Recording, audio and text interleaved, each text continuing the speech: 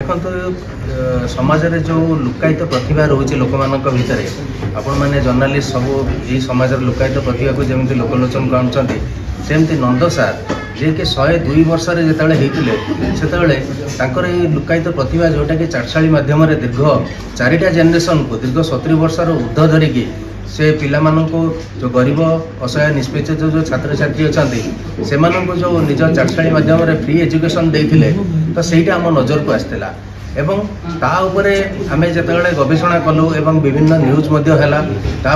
ओडिशा सरकार एवं भारत सरकार तांको पद्मश्री अवार्ड रे सम्मानित कला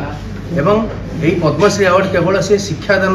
जो फ्री एजुकेशन पाइले तेणु ताको पर्यवेसित करके आमे चिंता कलु जमते सही जो तांकर लुकायित प्रतिभाटा को जमते इंटरनेशनल लेवल को मध्य नवा गोटे मोर डायरेक्टर जे प्रणव आईच सहित मुंबई में सहित जोगाजोग कली सी आसिले आम बस गोटे प्लान आउट कलु एवं जीवनी की नहीं गोटे डॉक्यूमेंटारी कलु ये डॉक्यूमेंटारी की आम विभिन्न फोरम रे नहीं पहुँचेलु एवं जहाँकि गोवा इंटरनेशनल फिल्म फेस्टिवल प्रदर्शित करूँ कोलकाता इंटरनेशनल फिल्म फेस्टिवल प्रदर्शित करूँ नेटपैक अवार्ड से सिलेक्शन होता यापर Indian Habitat Centre New Delhi में आम प्रीमियर करूँ एवं सर्वोपरि आज जो प्रेस मीट डाकिचु यार गुरुत्व रही जे कान इंडिया फिल्म फेस्टिवल ले या स्थानित पाई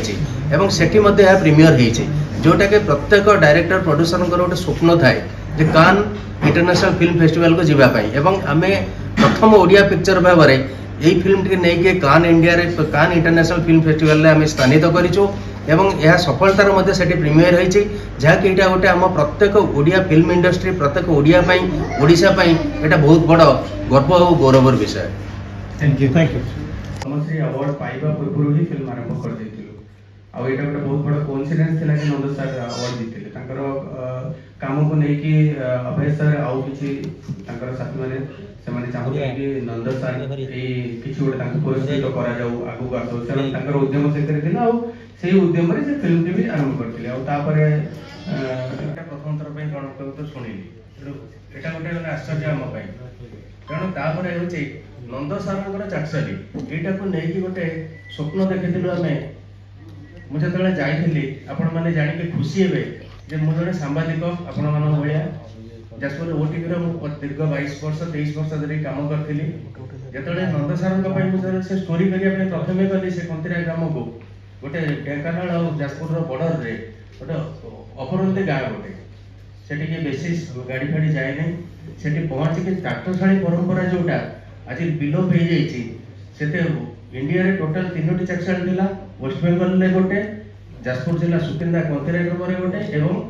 कलाहांडी जिले में गोटे कलाहांडी एवं